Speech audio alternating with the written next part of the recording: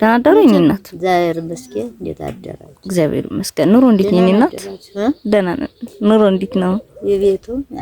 የቤቱማ መቼም ያው አቤት ገበሬ የሚል ባለቤቴም ደካማ ነው። ያው እዚያ ላይ መሬትም ላበል ሰጠን ነው እንጂ ግብርና ቤት የሚያርስ የለ። ጤና አጥቶብኛል። አንድ ልጅ ገበሬ ልጅ ነበር። ጤና አጥቶ ለራሱ ባኪም ነው የሚመላለስ። እኔ እናት ነይ በቃችኋል። እህሉ ይበቃችኋል? ያበሉ ወዲ ምንነን መጥስ ሲያዳደር አይደለ ማንነን ያህል ሲያዳደር መስሎኝ ያበሉ እህል ማንነን ያህል ይጠቅማል። ማንነን ያህል ይጠቅማል። መቼም ያው እንዳይሞት እንዳይዳን መቼም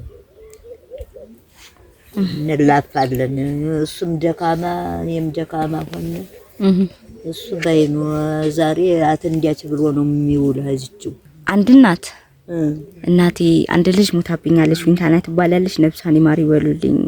ሌላ 2 ልጆች አሉኝ፣ ቃላብና ቢኒያም። እነሱን ፈጣሪ በሞገስ በክብር ሰዎችን የሚረዱ አርጎ እንዲያሳድግልኝ ይመርቁልኝ ብላ 15 ብር ልካለውታል። አንድ እህት ናት ልጄ ዊትናላ ነፍስ ይማር ይበሉልኝ። ቢኒያምና ቃላብን ደግሞ ፈጣሪ ያሳድግልሽ ብሎ ይመርቁልኝ። አሁንም ያሳድግልኝ። አሜን። አሁንም ነፍስ ይማርልኝ። አሜን። ከለከለ ያግባልኝ። አሜን።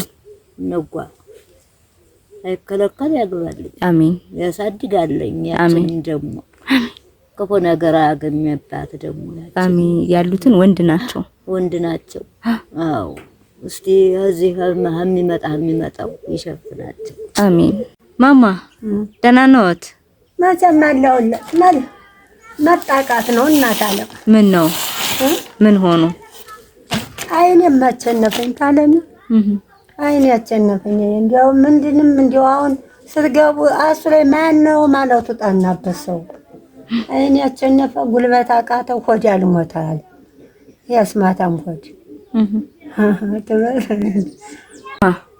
አንድ ወንድሜ ትኩ አሰፋ መኮንን ይባላል። እናቴ ይመርቁኝ፣ ጸሎት ያደርጉልኝ። እናቴ ይመርቁኝ። አንቺን ነው አይደለም? ትኩ የሚባል ወንድም ነው። ትኩ የሚባለውን እመርቀዋለሁ እንጂ ጸሎት ያደርጉልኝ ብሎ 10 ብር ልኮልዎታል። እናት አለማ ሀበላው በላይ ያውለው። አሜን።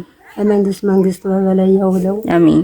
እናንተም የተራዳችሁትን መቤት የድሚያችሁን መንገድ ሀብታችሁን ጣና ያድርግልኝ። አሜን። እንደዚህ እንደሰጣችሁኝ እሱ መላኩ እሱ የፈጠረን ደሙን አርግቶ ሰው ያረገው ጌታ እሱ ይስጣችሁ በሰፊ መቤት አጎበዝ በላይ ያውለው። አሜን። አጎበዝ በላይ ያውለው። አሜን። አንደበቱን ያበርታው ልጅ። አሜን። በበጎ ስራ ይሄድናታ። አሜን።